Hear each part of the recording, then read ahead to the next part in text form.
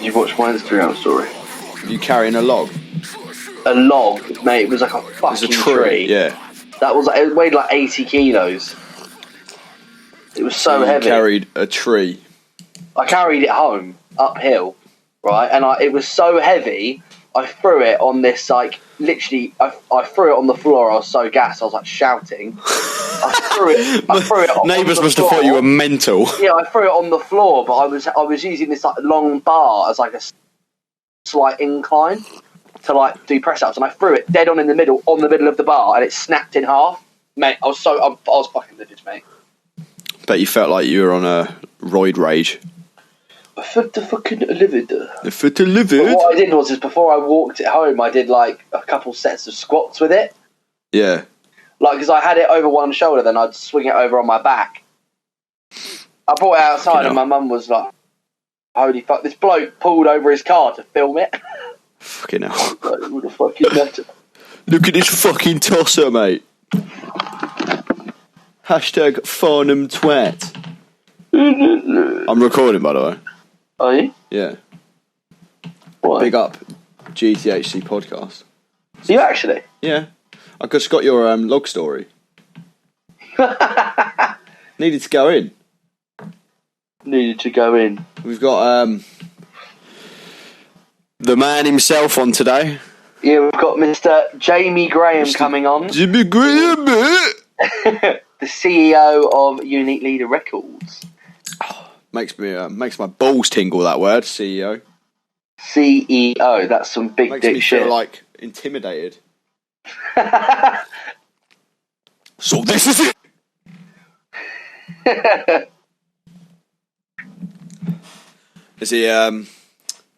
Is he joining us? He will be joining us shortly. How's the day been other than your trek with a log? Geezer mode Mason trekking with a log. It's I'm trying to think. My sleeping pattern is fucking atrocious. Yeah, you said you were up at like 6, weren't you? Yeah, it was. I fell asleep at like 5. Right. And then I woke up at like 10. Fucking 10 or 9:30.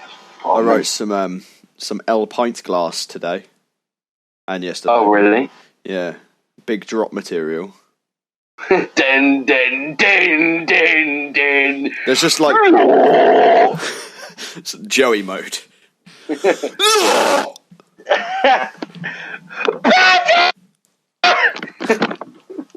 Yes, yes, the my time. Yes, yes.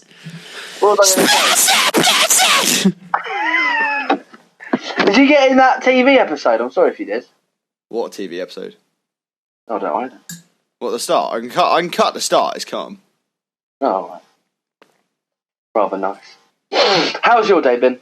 Yeah, it's been all right. I trained legs. That's what I trained. I trained legs. Basically. I wrote some replacer. Sounds like oh, nice. It's kind of doomy at the start. It's cool. Cool shit. Very nice. Went on a walk. Pretty much standard lockdown shit. It's really funny. All these people saying they're going around the bend, but I'm like, really? Going around the bend? What, I've been going around the bend for fucking years. What, going mental? Get a fucking grip.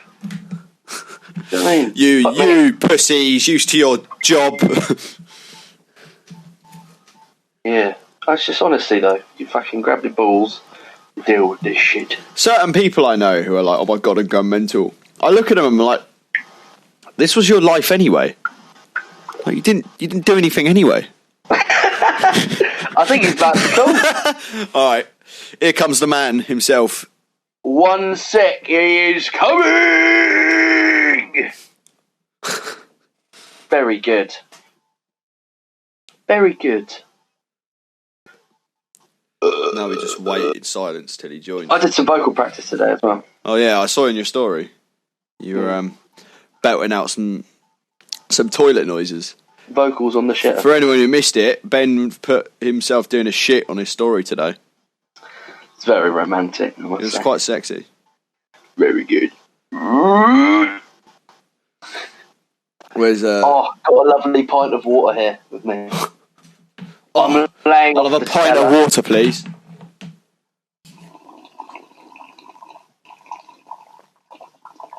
That was a good sip, that. Jesus Christ! The audio just went like fucked up. So he went like. Amazing. Oh, I've been talking to the Harlequin lads today. oh, really? Yeah. Good. What, Andy and Bambi and Josh? And Yeah, Andy, Bambi, and Josh, the trio. I don't really know the other two. yeah. Tim, felt they're really all bad. top blokes, mate. Yeah, they're all sick. They're all so fucking talented. Yeah. Big up Harlequin. Big up Harlequin. Sweet! The fucking sweet! All right, Jamie's calling. We can't be fucking weird now. Right. Hello. Hello, mate. How you doing? Hello, mate. So, Are you good? Yeah, I'm all right. Hanging in there. anyone who doesn't know, it's the man himself, Jamie Graham, CEO of Unique Leader. Hello. It's quite intimidating Greetings. that we have this man here. It's quite scary. No, I'm not. Yeah. No, I'm fucking Welcome not. to Oh, I'm not. welcome to the GTHC podcast, where we're not professional. That's all right. We used to. That's a running theme. So, Love it. how's your day been? It's all right, mate. Just I think everyone's going mental at the moment. I keep Yeah. getting weird, seeing weird feeds about people meeting up for picnics and going for playing Really? football in groups and all that. It's shaking my head. But Mate, they shouldn't be. Yeah. Yeah. they it's bad, shouldn't, isn't it? they shouldn't be. Ben's going to They go shouldn't be. get We're gonna his log. have to go fucking do him in. Ben's going to go chase him Yeah, with a words. tree. Did you see that on my story, Jamie? the 70 kilo log. Yeah, mate. Honestly, near enough Mate, killed you're me carrying that. you're home. used to that, aren't you? Laying out 70 kilo logs. That's the morning offering every Yeah. morning in your toilet, isn't it? Yeah. Fucking hell. As it's 10 pints of Stella, 20 eggs, 10 rashers of bacon, and then a 20 kilo log. Fucking I hell. call it the cholesterol lifestyle. Straight edge cholesterol. Yeah, it was pretty weird because I'm just, I'm so used to being at work and working really hard and just sort of really physical stuff. And I don't know, it's just, I did the garden yesterday, I did all this stuff and it's just not cutting it. So I just thought, fuck it, I'm going to take a log home. I'm going to uproot a tree, walk Yeah, back home. I'm going to recruit Most people a get a log. dog for that sort of thing. really? Yeah, they don't really walk trees. Not But, Mason. Did you get a lead for it? Yeah, I got a lead for it and then, just fucking was like, move! Didn't move. So I just Fucking hell. Put it on a But little how you skateboard. doing, mate? How you coping with everything? You doing all right? Is it me? You asking me? Yeah. I'm hanging in there, mate. I'm just setting up all the releases at the moment for sort of the end of the summer, basically quarter 3 of the year. But yeah, all the stuff for June was all done, luckily, before I went on tour, and then that got cut halfway through, and then just came back here, and Yeah. it's just How a was good the excuse. Face of Death tour? Well, there's only about a week of it, so it was going to be amazing. It started out really good, and then everything started getting a nice sort of momentum to it. Everyone was sort of tour fit, if you know what I mean. Like, you get the first few shows out of the way, and then all of a sudden it starts to sort of feel really natural. Yeah. All the bands were sort of getting to that point, and then boom, we played Glasgow, and it was done. Really? We were actually on our way down to the next show, I think about halfway down the country, and then we just got this email through. Everyone was on the bus, just like, oh, right, tour's finished. So everyone clamouring to try and get home. We were all right, obviously, because we're in the UK, but I think Lorna Shaw had a bit of a nightmare getting back to the States, obviously. And, Yeah. but the shows themselves were wicked. Yeah, the footage I saw that Sean did look fantastic. Yeah, I mean, it went well. Like, we weren't sort of expecting, anything really.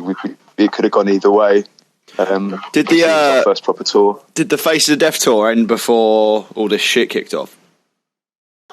Yeah, literally maybe 3 or 4 days before, something like that. Oh, that's lucky that. So we were very lucky. Yeah, luckily I they think got two home of when the they guys in did. the band had to drive. Well, they had to stay with the bus going all the way back to Germany because they'd driven to Germany to start the tour. If you know what I mean. So they'd driven out with some of the gear, left the car in Germany, joined the bus, And obviously, when we got told that the tour had been cancelled in the UK, it was like, fuck. Jesus. So I had to get back to Germany and drive back, hoping that the borders don't cross. The borders don't close before they cross. Fucking hell. But luckily, they got back. Heroes, mate.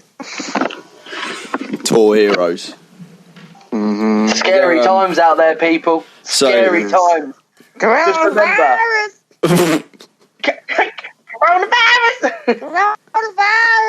Coronavirus. My favourite story so far is a guy came up to me after I finished my last shift at work. A homeless bloke came up to me and went, "I've got the virus."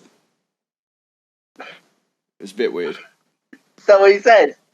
Yeah, he just came up to me and said that, and then walked off. Oh God! Well, that's nice of him to go within your proximity and tell you. That is woking in a nutshell. Tell you that. Jesus, they don't sound very woke for some, woke in. Fucking hell! No, sorry. Yeah, blimey. Puns, mate. Well, you might want to be checking your temperature tomorrow, mate. And, so it was a good 2 weeks ago. Some extra bog roll. It was a good 2 weeks ago. Yeah, make sure you get some Stellas in you. All right. Yeah. They'll build up the immune system. Apparently, it does.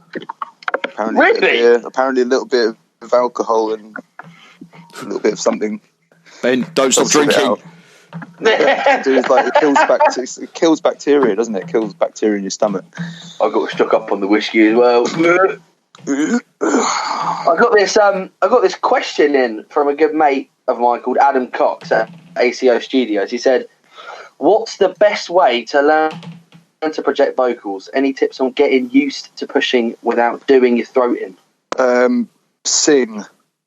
Sing. Yeah, I agree. Sing. That would be the shortest, easiest way to say it. Don't focus on getting power in your screaming, because that comes from the same part of the diaphragm that you use to sing. So don't do what I do. You find that if you sing a whole track from start to finish and you find that it's hurting your voice, it means that your muscles either aren't sort of accustomed to it enough. You need to just keep doing it until they are, or you're not using the right part of your diaphragm to project. So if you find you can sing a song from start to finish fairly quietly and it's comfortable, then at least you know that your throat's in order. If you try and sing a song loudly and you sound like someone down the pub giving it the big one after 10 pints, you're like, or pint glass. Yeah, if you sound like pint glass, you're doing it wrong. Well, that's like using it from the very bottom of your diaphragm anyway, isn't it? Like that whole sort of really guttural style. So, but it's not the loudest technique in the world, is it? Compared to, say, just yelling into a mic. It's probably a little bit quieter than that. So I guess it depends on what he means by power. If he means like power and screaming, like in your style, Ben, for example, like the low and gutturals and stuff, then you're probably better qualified to tell him on that. But for me, it's just a question of like diaphragm control. Yeah, no, I completely agree with you. I think there's like a point where your vocals sit at a rate, like you can push it, but if it gets to a point where like, it's uncomfortable, then that's it for you. I think everyone's sort of different in the way they do vocals and scream and sing. Exactly. For me, I can sort of like, I'm quite a big guy. I don't know if that helps me at all, but I feel like I can just push quite a lot. Yeah, that's probably it's the size of your diaphragm. Yeah, the walking lung. Lung capacity is obviously important as well. Like if you're chuffing fags all day long, then it affects me. That's one of the reasons why I quit. Is actually just we were on tour and I was smoking loads and I was like, I just feel unfit. I feel like I jump around a bit on stage and I'm just knackered. And then I think that's another thing. If you're on stage and you're not fit and you can't jump around, that's when you start doing your voicing when you're hurting it. When you push it, you exasperate yourself. Definitely. Ben is also a walking lung. We got to remember he is like the same width as he is tall. His diaphragm is like the length of a desk. A walking lung. Yeah, walking lung. I mean, Jamie, your that album, Ben's on Obsidian. It. Wasn't that song? Yeah, Obsidian. Ben's on it, and you fucking recorded next to him. So it's like when you record next to him, you can sort of feel loud, can feel the sound like vibrating off him. It's not like well, you can just tell that he's doing it the right way. Yeah. To get that kind of guttural tone, if if you're trying to push it as hard as you can, you just end up wrecking your voice. There you go, Ben. But you can tell that he's not pushing it that hard. He just finds that pocket and it just comes out. Yeah, exactly. He just does it with ease. 100%. Yeah, it's the same with. I mean, on that recent tour, I was talking to Will Ramos. Oh yeah, who, mate, he is insane. He's obviously filling in for Lorna, and we were sort of warming up together, sort of going through like warm up techniques and whatever. And I was actually quite relieved because obviously when you hear vocalists like that at the beginning, you're like, fuck me, like the power's like insane. But obviously, you know, the mic and the compressor and the mix does help. Yeah. And you always wonder, you know, how loud is it when you're actually standing next to someone and doing it, you know. And it's, don't get me wrong, it's loud, you know, like Ben's is loud or whatever. But obviously when you hear it through a mic, especially by itself through a PA, it's like, makes all the difference. You know, his mic technique is excellent as well. But he was saying that, you know, for the tunnel throat and for the projection and all that stuff, it's all about tongue placement and diaphragm and all that. So there's definitely like a universal theme that I'm hearing from everyone. The tongue for me, like when I go really low, I'll try and do like a Kermit the Frog. So I kind of talk, you know, I'll go, kind of, you put I put my tongue at the roof of my mouth right to the back. An old man.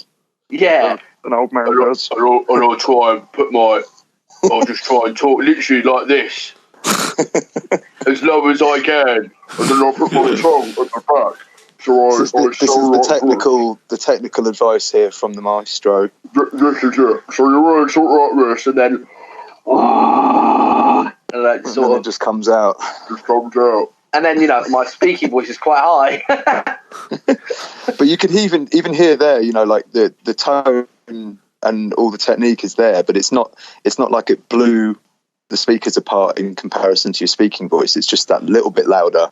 Yeah, it's a little bit quieter than like a holler. Like, I think that's the reason that, like, if I was sort of getting into a massive shouting row, I would lose my voice because it's not the same. Yeah, it's weird. It's not the same part of your voice. Like, it's really hard to describe without actually doing it. I think anyone who's listening who's trying to do that style of vocal in any way, don't yell and holler. Try and control it. Try and do it quietly. Focus on getting the tone quietly, almost like a whisper tone, and then just push it from there. And then bring the power into it. Because if you try and go for power first, you're just going to blow your voice out, get nodules on the throat or something. Problem we have is that whenever we're rehearsing or whenever we record for Pint Glass, we just lose our fucking rag. So we just do whatever for the sake of it, and then we're like, we'll recover tomorrow. Yeah, that's all right though. I mean, I think it's a bit different with that's different the thing styles with of music, isn't it? Yeah. With Pint Glass is just more of a laugh and like that's comedy aspect. You know all about that ag and losing your rag. That's the whole point of it. I could never do. We could never do like a set. Right there. I'm all about the ag and losing my rag. You'll have to do it on the song, mate. You'll have to do it. I'm all about the ag and losing my rag.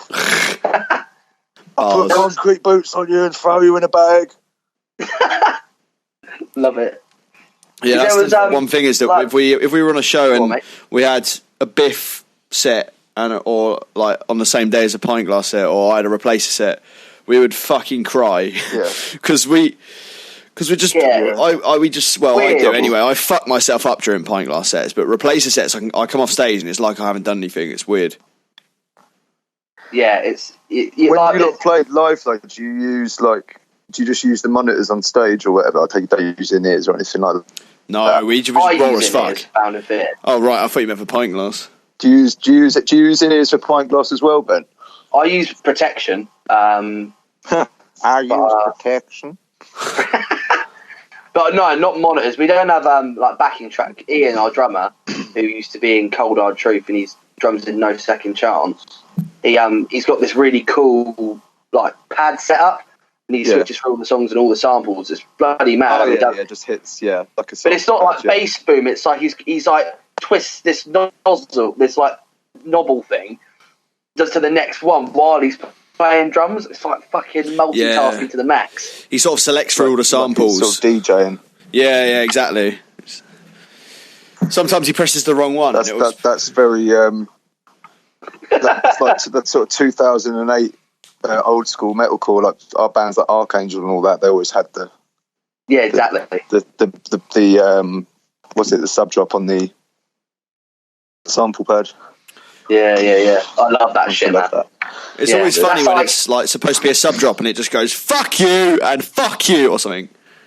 Yeah. Be a good prank to play on drummer, actually. Yeah. For real though, those rigs are so much more reliable than working with a laptop. You know, like obviously, like having a backing track and doing all that is obviously better to have a click track running through and whatever. But I've never seen any bands with one of those sample pad things have any problems with them. And the amount of times I've seen bands running MacBooks and stuff, and mate, I completely agree with that. It is so many issues. Us included. We had some nightmares on that Faces of Death tour, but just like moments before the set starting, you know, like issues with it's all fine, and then it just sort of click comes through or something happens, and it's just, that is the worst. 100% on that. Like that was click. He said click, not the other words. Yeah, it starts coming through. Apology. It all starts coming through to the venue.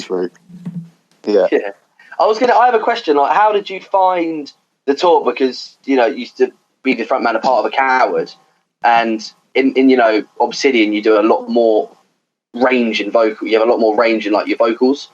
You know, and you've got the cleans in there, and you've got the really low lows, you've got the high screams, and like, how did it all fall into place? I think it was just all about serving the song, really. Like if there were bits that warranted for a clean section, that's what we did for it, and same went for the heavy bits and the really sort of super low bits or whatever. Just wanted to try a few different things. But it wasn't like a conscious decision to go, I want to do things I've not done in Heart of a Coward or other bands I've done, but it was just more you know, what sounds good over this.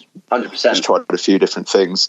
And when I was working with Justin, as you know firsthand, Ben, like he's quite sort of open to sort of just trying a few things, playing it back. He'll give you his opinion and then maybe chop up a few different takes, create a take that we like, and then we'll copy that take with a live take, if that makes sense. So there might be a couple of words that sound better on a low voice and some sound better in a high scream or and then we'll piece that take together and then I'll go in and record it that way. So you'll sort of stitch take it and then go over it. Yeah, so we'll stitch take it through the whole song in one voice usually to begin with. So Ben was actually there for a couple of songs when I was recording it. So I'll tend to do the whole song in like a mid-range vocal first, and then do the whole thing in lows, and then do the whole thing in highs, and then what we'll do is chop up different sections. Wow. And then once we hear it back, I'll do the whole thing sort of the way that it's been chopped up. And how many days did it take you to? How many songs did you record? It was something ridiculous, wasn't it? We did. I think we did the whole Viscera album in, I think it was 4 days. Did the album, yeah. Fucking hell. That is bonkers, mate. It's just for the vocals, by the way, just for the vocals. Obviously not. But that's what I mean. The fact that you got all those styles of screams in there, and you just did it all, and it all laid out like that. It's amazing. Well, I was trying not to do too many takes, to be honest. Like it was a question of trying to keep it real. Go for 5 or 6 takes. Yeah, like not exactly keeping it real, but just sort of going for that. Like, yeah, I guess it is keeping it real. Actually, just going for that natural. What it is, or sort of convincing, rather than like hyper analysing every line and trying to make it sort of really perfect. Try and keep it more to like what it's going to sound like if we played it live. Then that way people sort of grow to love the CD or the. And it comes out live, and it comes out like that live as well. It's just sort of how it comes out, sort of first take is sort of how it will come out a lot more. That's it, exactly. Instead of just trying to get it like again and again and again, like it's not how I want it. But you look back at a lot of vocals who they'll try and sort of get the best perfect take they can on every single line, and then you go and see them live, and it's like they've forgotten that you can't overlap lines live. Do you know what I mean? Yeah, I know too many bands sort of like Bury that. Your Dead thing. Bury Your Dead was like the best example of that. I think back in the day they'd have these amazing vocal patterns on like Beauty and the Breakdown, Ben, we were in my car. Yeah, we were you showed it to me, and I was so like, we were playing what? out on the motorway, but like the vocal pattern on that, sort of every line. In fact, Demoralised is another really good example. Like they had these wicked vocal patterns that would layer over each other. So before one sentence finishes, the next one would start, sort of thing. I think Kublai Khan do it quite a bit as well in their early stuff. Yeah. It knackers you out as well, because you try and... That's it. If you try and do it live, you have to do, say, 2 lines in the same breath that you do it in one on the record. So, you know, you run out of puff. Yeah. I know people who do these things and how it's going to translate. Yeah, I know people who do like each syllable a different take. It's insane. It sounds cool, but it sounds weird. And then they can't do it live. Yeah, it's fucking scary. Yeah, I don't know how you're going to do that really. Like, I don't know. It's sort of almost faking it, and it's like it's kind of like colouring your voice, make out like you've got these giant pipes. Yeah. I don't know. I think it is hard, because I did it a few times, but then sort of when I was on stage, it would like fall into place. It's really weird, because I know what you mean. I try not to do it. I've heard you record though, and like when you do it, it's more sort of 2 or 3 syllables at a time. I've never seen you do like 1 syllable at a time. No. I'll do like a few lines. Yeah. 100%. Yeah. Fucking respect, and then you'll record. In car, I was like, fucking respect that, do it. I was gonna say, fucking respect for that recent album. That if you go over each song like in a fucking take, and then the way you just described it, I've never known many bands to do that, like ever. Well, I don't know. I mean, that's just the way I've always done it. But I've always recorded with Justin as well for the last 3 or 4 albums that I've done. I've always gone to him to record. I've sort of found it quite easy. He's really just to get good. in the zone. Yeah, I think it's all about that, isn't it? Yeah, if you feel under pressure, if you feel like you're under immense pressure to get in that studio environment, get the perfect take, and you're maybe with an engineer or producer you're not familiar with, then sometimes it can actually affect your voice. I think, like the tension. Oh, mate, I completely agree with that. I feel like I'm like I feel locked up. Do you know what I mean? I don't feel like I can express myself. Yeah. So like Justin sort of just got you in that comfort zone where, you know, I just sort of got. In fact, do you know what, another really important thing I found was getting the levels right in the booth, so that you know your vocal levels are right to your singing volume inside the booth, and having the backing track at the right level, and obviously not having like distortion in your headphones, and you know it's quite a sort of little bit of a juggling act getting all of that just right. Yeah. And some engineers don't really take that into consideration when they're sitting behind the desk, you know. Yeah, they just like whip on all this high pass and whip all that on, and but I would recommend Justin to anyone who are looking to record in 100%. Terms of like the vocal production. He's really, really good. It's like really fast as well. It's just it's just really efficient. Yeah, his Pro Tools hand is like watching the fucking mechanical arm work. It's mental. It is. It's like something out of Terminator 2. Yeah. I think I was just going back to the Obsidian album as well. Like your cleans, I think for me, what really makes it is the clean singing, because you got these heavy ass parts, but you keep the cleans in there. Yeah. And I think it really stands out, mate. Like I've listened to the album quite a few times now. Oh, nice one, man! It's fucking phenomenal, mate. It is my album of the year. Is it really? It is, mate. Yeah. Mate, Affliction, mate. Is nice. Well, there was. I think with regards to sort of the singing and stuff, it wasn't really. Again, it wasn't really like a sort of a deliberate decision going forward where we were like, okay, every song's got to have a singing part. Every song's got. That's just what you felt. It just sort of, again, we just tried to serve the song, and it wasn't a very long album. So before we realised, we were like, oh shit, we've got fucking 9 songs with singing bits on it. And we were wondering if people were going to piss and moan about that. But I think nowadays people are pretty open-minded, and there's a lot of bands that didn't have clean singing before that are doing it pretty well now, like Fit for an Autopsy, Rivers of Nile, Whitechapel. Vocals, man. There's quite a lot. Yeah. Even the new Bleed From Within stuff, I mean, they never used to have cleans in their stuff. And is there new stuff put it in? Yeah, there's a few cleans in there that are sort of like As Are They Dying sort of style. Wicked! Sound really anthemic, and I don't think it's worth throwing it in there for the sake of it being there. Like, I think the pendulum can swing the other way. There's been songs where where say a band will email the label or whatever, and it will start out really heavy and crushing. I'll be like, this is fucking sick, and then they'll go into some clean chorus, and I'll be like, oh no, like fucking stop. So I'm not sure what it is. Something attack, stickly. Well, I don't know. I don't know if it's the tone of voice or what. I think if it's a clean hook, it needs to have some bollocks to it. If it sounds like a fucking whining child, I'm just sort of get a bit. Yeah. That's why that band's doing well. Because like Jason Cameron's got a really good, solid, like meaty Michael Bolton type voice. You know what I mean? Yeah, man. So I can listen to that sort of chorus all day long. But it's this sort of alone on the phone, 14 years old kind of fucking chorus. Like funky moany shit. Yeah, all that sort of what they call fucking Sleeping with Sirens, all that stuff. It just makes me want to punch myself in the dick. Yeah. Fucking hell. Fucking hell. Yeah.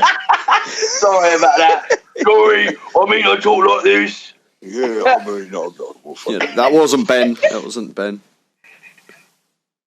That was the Stella calling to be drunk. That was the lack of Stella. The lack of Stella. I'm drinking water right now. I might have to go grab one. That's probably what happened. Well, I heard fish fucking water. You got to be careful. Yeah, what? I heard that fish fucking water. Yeah, I got really worried then. Fish fucking water? What? Yeah. Apparently. Oh no.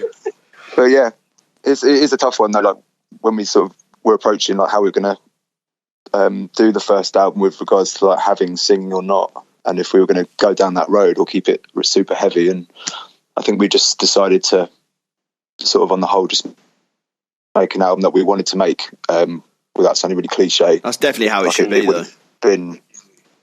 It would have been easy just to go, okay, we're going to make like just a deathcore record or a tech death metal record or a metalcore record or whatever, but we ended up taking a little bit of sort of everything. Yeah, definitely. And thankfully it didn't fall into a big mess. We thought it might turn into a big sort of incoherent mess, but it ended up decent. Spot on, mate. No, yeah, completely. Definitely. I wouldn't worry about any of that. Yeah. I wouldn't worry about it. Don't worry yourself. Right. We got this question in from this bloke called Publilicoleps. I can't read his name, but you know who you are. Crazy tour stories. Oh, here we go. Crazy tour stories. Here we fucking go. I'm trying to think what I'm allowed to. What you will have to disclose. Yeah. There were a few good ones on. Well, Thy Art tour with Heart of a Cow was quite funny because CJ was always dressing up on that tour as different things, just sort of scaring us and stuff. That was quite funny. Really? I'm trying to think of stuff that was actually like a decent tour story. Oh, fucking hell! Actually, yeah, going through on the on the train through Russia. So basically, we had to get a train from was it St. Petersburg to Moscow or Moscow to St. Petersburg, one of those two.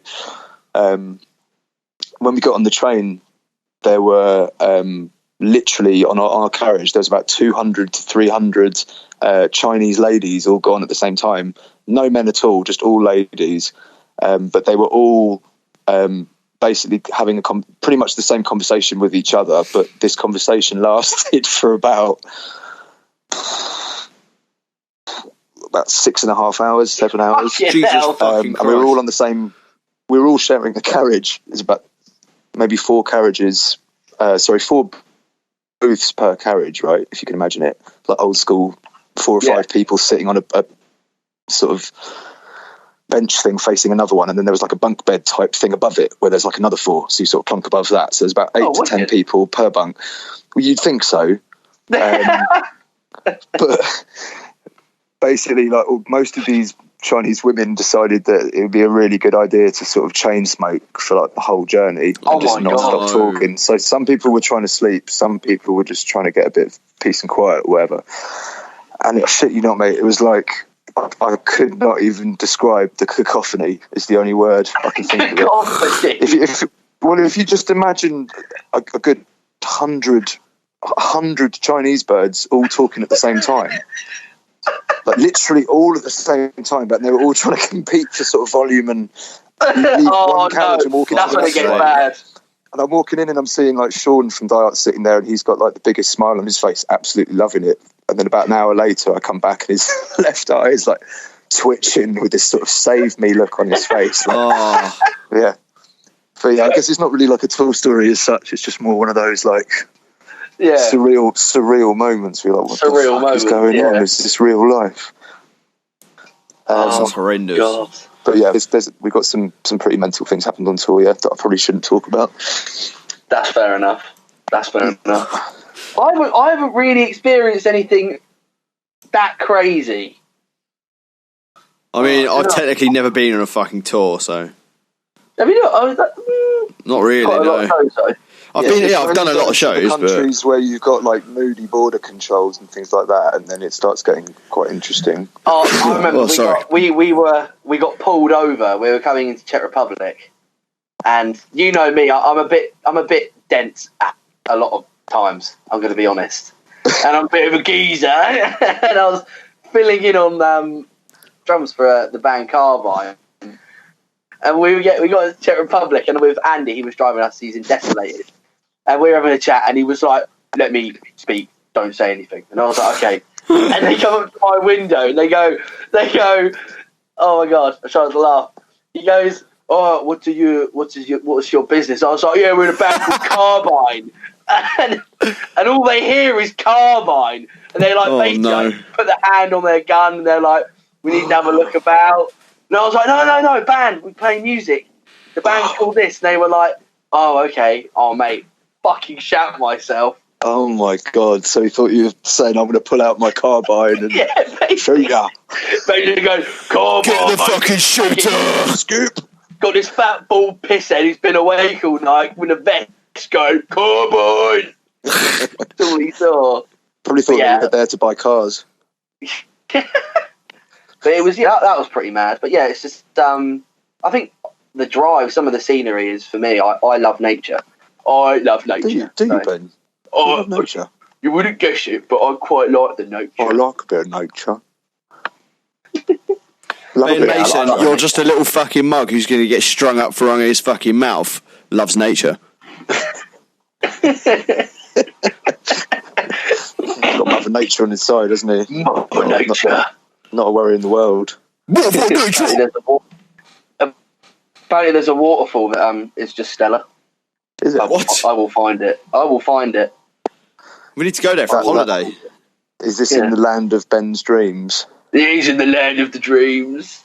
The land of the dreams of this the is in Ben's Minecraft world.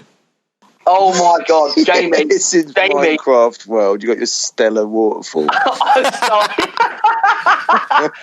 I've started playing Minecraft. It's going to be done. I was playing with my girlfriend because I miss her a lot and I can't see her. Yeah. Did you recreate her as well in the world? Yeah. He made a giant Rosa. Yeah. But I was like, I can make a Stella can. I'm really excited. Oh my God! Big giant pint glass for a house. What do I think? What do I think, Stella? Yeah, it's all right. Right, that's the end of the podcast. I definitely have nothing bad to say about Stella. Put it that way. Yeah. I'll tell you what, there is a lot of good beer out there. I think there's a lot of good beer out there. It's not the first beer I'd reach for, but if someone gave me a cold Stella, I'd be like, ooh. My top I'm hanging up. For what exactly? What are we talking about here, though? Okay. Are we talking about sesh beers? Are we talking about top three when you want a cold beer? I'd say what are your top three? What are your top three go-to either lager, ale, whatever hits that point of And are we talking about when you've only got you can only have the 1 pint? It's just you've got to enjoy that 1 pint.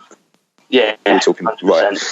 In that case, I would say Guinness, because Guinness is banging. Guinness is good. It's got to be extra cold though. I like the extra cold one.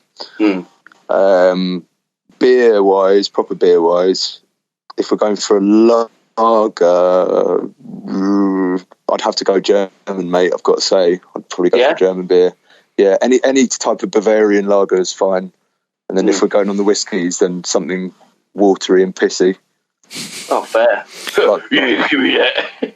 Yeah, something that's easy to drink while I get pissed. Something that's dangerous then. And then if we're talking posh, I quite like the some of the what's it called, the Brewdog stuff. Yeah, I like Brewdog. I've actually got a share in Brewdog. I was about to say that. Can you believe Ben's it? 21st. Is he? That was an interesting one. That'll probably be worth something soon, mate, because they're growing quite quickly, aren't they? That Elvis juice they do is nice, and they do. Yeah, that is really nice. Is that the mango one? Yeah, I can't remember which one it is. It's the mango-y orangey one. And there was a session one that was nice as well that I had the other week. But I'm not a massive drinker, to be honest. They brought out a gin now as well. Have they? It's bloody mad. Bloody mad, that is. Oh, bloody bonkers. Yeah, I don't really drink much, to be fair. As you know, I'm more of a weed guy myself. He likes to burn on the foot. Yeah. Fucking alarm keeps going off. I might just leave the call while you guys talk about this, because I don't drink. Barney's... I don't blame you. Yeah, big reveal, frontman of Pint Glass doesn't drink.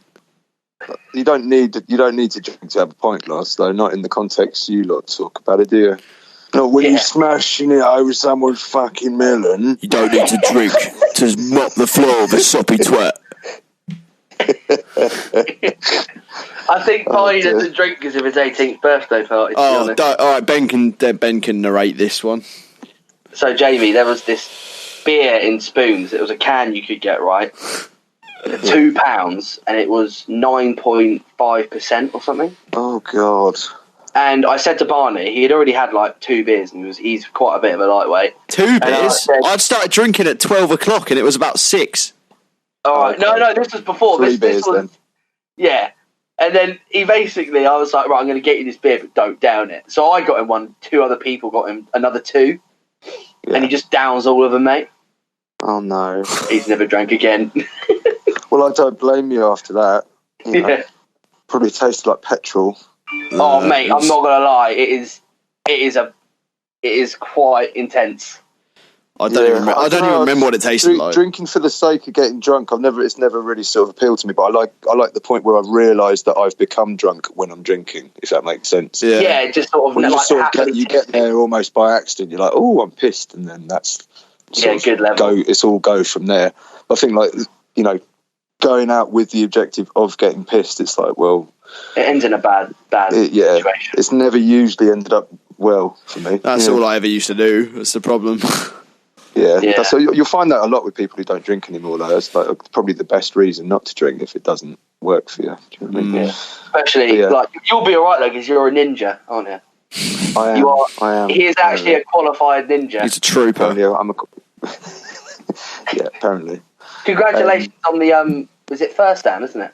Yeah, first dan, yeah. My club's a bit weird like that. Like, when you get your black belt, you're a showdown or whatever, which with most clubs would be your first dan, and then you can train for your second dan. Oh, so you're a legit ninja? He wasn't just saying it? No, well, not a ninja. Almost. I don't run around in black hoods and throw stars at people and things, but... Well, is it jiu-jitsu? Yeah, it's jiu-jitsu, yeah. It is jiu-jitsu. Honestly, Barney, he showed me this thing on me, and I was like, he said, I'm going to show you this thing on you, and I was like, okay, oh my God. Never again, mate. That was enough for me. I was like, all right, ninja. this bloke doesn't fuck about. Oh, no. If you go to a heavy show, if you go to a show, and you're going to think about crowd killing, and you go to crowd kill Jamie, goodbye. That's a controversial subject for me. I don't know how I feel about crowd killing. I'm like kind of one way and another about it. Oh, there we go. This is a can of worms, this. It is. I just I don't really have an opinion on it one way or another, so it's a tough one for me. Like, yeah, that's fair. Sometimes when I see it, it's like, oh God, what are they doing? And then other times I'm like, this is fucking wicked. So I don't really. It is wicked. I feel for the people that get caught. You know, it's like you sort of see people's misses getting lamped, or like some poor guy's just watching the band. Yeah, he gets beaten the shit out of. I'm like, oh God, what are you doing? I think when me and Barney do it, like especially Barney, we just sort of go in our own space to do it now. And I don't really do it anymore. I try not to because I always injure myself. I fall over or I'll do something silly. I think with crowdkill, I think the only time it's acceptable to do it, and when it's more than acceptable to do it, is when you're doing it in like a group of like-minded people who are all there to do it. You know, like if you know the people in the pit that you're doing it with, and you're crowdkilling them, then people aren't going to sort of mistake it for like actual assault, if you know what I mean. Like, you assaulted me. Like, you know, not being funny. It's not even like a bravado thing. Like, if I didn't know what crowdkill was, let's say it was my first metal show. You think it's a fight? And I decided to check out this band because they, you know, I like their album on Spotify or whatever. And I turn up there with my missus, and some guy runs up and he starts to do all that, and my missus gets caught. I would just go from 1 to 100 in about half a second. And I wouldn't care if someone's like, no, mate, you don't understand. Like, they're not trying to hurt you. I'm like, what? Yeah. You've literally just made a beeline and battered people. Like, no one's going to understand that unless they're part of the sort of the, you know, if they've been there and seen it and done that and sort of been almost initiated into it, as you know, as it were, by watching it. You know, it's nothing new either. It's been going on for about 20 odd years, all that crowdkill stuff. Yeah, I mean, Hatebreed were doing it back in like going on like New York in like the 80s. Started off with like punk and shit, didn't it? Well, I think, I mean, there's a proper mosh pits and all that, I suppose, was like push pits, but you'd actually fuck people up. But I mean, the first time I saw it was at shows like Stamping Ground and Knuckle Dust and stuff like that. Places like the Red Eye or the Borderline or whatever, you'd have some mental shit, or the Ruction shows. Yes. But now it's sort of got to a point where it's gone even more, it's just gone a little bit out of hand, I think, now. I think people are coming in and they don't get it, and they just think they can hit anyone, and it's sort of like... Yeah. I think people just sort of go in and just like, they want to hit people, just that's it. There's no like expression of sort of like doing your thing in your spot and just like to the music and enjoying yourself. It's like, I'm going to try and just be hard as fuck. Well, it's like an expression of anger, isn't it, or whatever. I get all that. But I think it just needs to be universally sort of known that, like, if you're going to go to a show like that, just don't go anywhere near the first couple of rows near the open pit, because you're going to probably get caught. That's what most people would just say. It's like, if you don't like it, just stay out of the way of that bit. But then you get people going, you know, if you don't get involved, you're a fucking pussy and blah, blah, blah, blah, blah. And I don't like that. I disagree with that. Like, I think, you know, if you don't want to get involved, don't want to get involved. A lot of people just go there to enjoy it.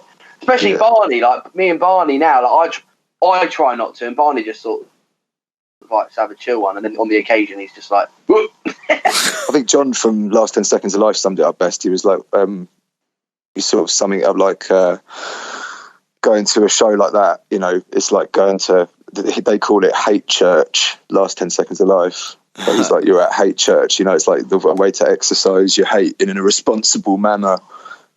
Which I just thought was fucking genius. Yeah. If you look at it that way, then you know, let out your demons or whatever, but just make sure you're not fucking up someone else's day in the process. Like, if they're expecting it and you know them from the show and they already do all that stuff and they're happy for you to do that and whatever, and you've all sort of seen them around and whatever, then cool, do it. But if it's some stranger or whatever, don't expect him not to fucking lamp you back hard, and then it's all going to kick off, and then that's when you get the people like who think it's fine to do that because they've got a crew or whatever. I hate crews, mate. No. Started on that. Oh my god! Ben, you mocked really hard. Do you want to join our crew? It's just stupid. It's all stupid. It's like stangry, roid-headed fucking fuckwits. You just, you know, it's like the equivalent of going to the stands at a football club on the weekend just to batter people just because you hate your life. It's like, what's the difference? I remember don't when bring that into music, man. I remember when Pint Glass played in Guildford, like our second show. Some random blokes from the bar at that venue just walked into the pit, like paid for entry. Walked into the pit and just started a fight. No, he did. And it basically was sold out show. Like it was at Cap. There was so many people there, and it was quite at the back. And basically, it's like the venue, and then round the corner there's a pub.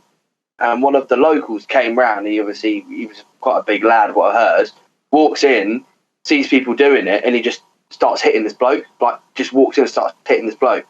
And all these guys sort of jumped on him and got him out and told him to fuck off. But it is bad. Like, people get this misrepresentation of it. I suppose it's just Darwinism. It's just the stupid will make themselves appear stupid, won't they? And we didn't even notice on stage. That's what I mean. There were so many people there. It was really nice to see because it was like hometown second show. But sometimes you're like, that's something you need to see because then you can stop it and shit like that. I don't know. It's a fine line, isn't it? Everyone. It is controlled violence. That's what it needs to be. Yeah. Go ape shit, but just do it responsibly. Yeah. Exactly. I don't know. I agree with that. I had this before you shoot. My missus has a very funny question for us. What's that? Oh, I saw this. Best pickup line someone has used on you at a show.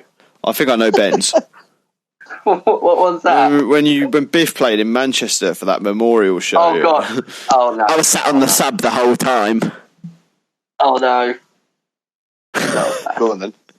That's pretty much it. She came up to him after the show. I'm trying to remember what she actually said, so I can get this correct. Not naming anyone. I don't even know who she was. A person doing There was a person doing photos. I'm not gonna name anyone. And after we played the set or something, she said something like, "Oh, sound the sub the whole time," and what should you play? And I was something like the sub got really wet or something like that.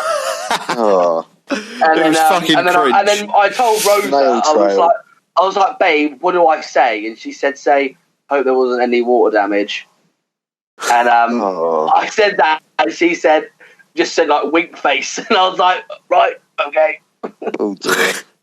What about you? Yeah, I have nothing that comes anywhere close to anything like that. To be honest, I've got to say that's a bit of a letdown answer, but usually it's just big German fans going, "Hello, I like your band, but you were better in Heart of a Coward." that's usually the chat up line I get. Oh, what? Yeah. I'm a one woman man. I don't bother with any of that shit. Most of the birds who come to metal shows are sweaty hairies, and the ones that aren't are always, off with their fellas doing the right thing like they should be. So I don't get anything like that either. Though. The worst has happened to me was the idea of a bird coming up to a guy just because he's in a band. It just makes them, to me, it makes them just look like a scat. It's a bit scary, isn't it? Yeah. It's just brass, man. I just don't like it. I feel like they can kidnap you or something.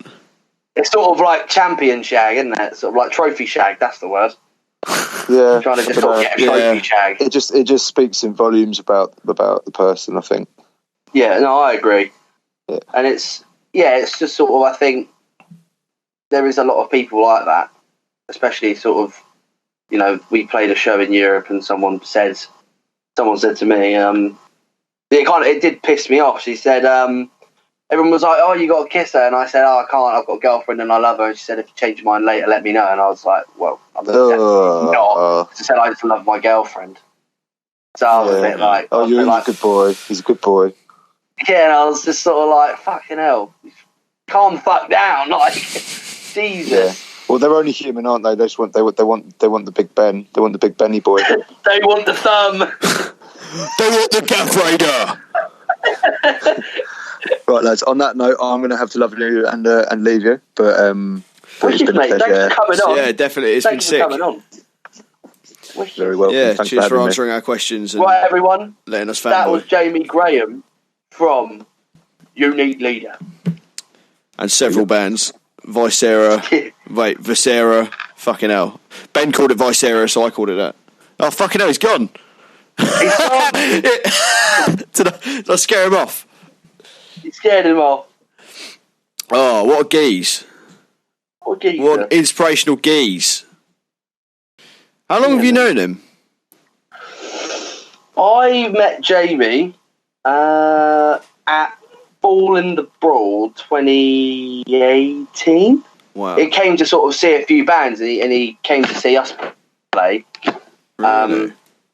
And I was a big fan of. Well, I'm a big fan of Jamie's work, especially in Heart of a Coward. Yeah. When like that sort of this was before Viscera. And he was there, and I was sort of like, oh my god, fucking hell. And we had a chat and stuff, and he's top bloke, right laugh. And that's how we met at Fall in the Brawl. Yeah, it was Damn. Good night. Good night. You know, I feel like he's done so much in the scene, and like we have him on this podcast, and we're the most unprofessional people ever. Yeah, but he's a proper geezer. Yeah, he's sick. He's sick. I think, especially in sort of the times we are now, you know, it's good to have a chat with people, make sure people are all right, and just to make sure you don't leave anything unsaid, and you know, you just keep it kindled, keep friendship kindled, and don't rekindle it. You know, you want to keep it there, you want to keep it strong, and you want to keep everything known, and you just want to, you know what I mean? You just want to be there. Stay geese. Yeah, but thank you very much, James, for coming on. Yeah. And having a chat. It's been wicked. What a ledge.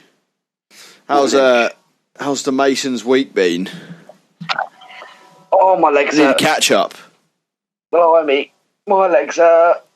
Oh, my week has been pretty shit. I think everyone's has at the moment. Yeah, I mean, I'm not gonna lie. I'm not the happiest person in the world before it, so it's been all right considering what's going on. I mean, like I said, it's just for me, it hasn't really affected anything but work. You know, I'm still doing what I was doing anyway, apart from gym. You know, people fucking saying they're losing their mind. It's like, you can go out and exercise. You know, you could fucking do loads. You could fucking go on like a big old hike on your own, away from people. Don't just a lot of people be a bellend. A lot of people saying it. The people, like I said earlier, like their lives haven't even changed. They stayed at home anyway. Yeah, no, exactly. I mean, the only thing that's changed for me is I'm playing more COD. Yeah, and sending me like quite nice. Weird fucking this kill that I don't understand. You'll be like, what was it you said earlier? You were like a quad.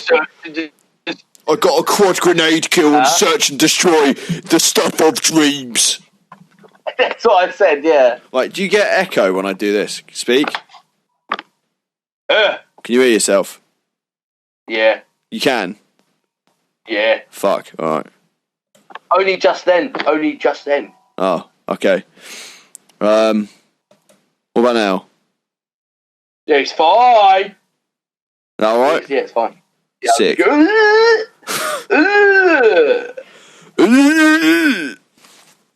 Yeah, how's your week been? How has the world of Barney been? Yeah, it's been same old. Taking my hoodie off. Been sat. Every day's been the same. I've got Holly here at the moment. Just living with me. She's poor Holly. Ignoring me on my bed right now. Nice. We've just gone for walks, eating fucking. We've just been on for. You were going to say we've been shagging. We've just been on for walks. We've just gone for walks and trained. Yeah, nice. I've written some music. Music. No music at all. Yeah, that's pretty much it. I don't know. It's a weird time because like there's literally nothing to report. Every day's been the same. Yeah, I think that's why these podcasts, like the podcast, for me it seemed more like shit. What have I been doing? Wake up, wank, game, go for a walk, go to bed, wake up. Stella. No, I'm not doing any of that now. I'm just sort of waking up and doing exercise, playing some games, and going to bed. Yeah. Fucking hell, we had some good sessions the other day. I'm giving the Todger a rest. Giving the Todger a rest. What does that mean? You've stopped wanking? I'm sorry, this isn't very politically correct. No, it is. I don't know. I'm talking out my arse. This is what lockdown does to a geezer. Yeah. Rids him of his fucking stellar rights. We've got like a bunch of questions I put up. Got to choose some fucking thought-provoking questions and make this podcast interesting and informative.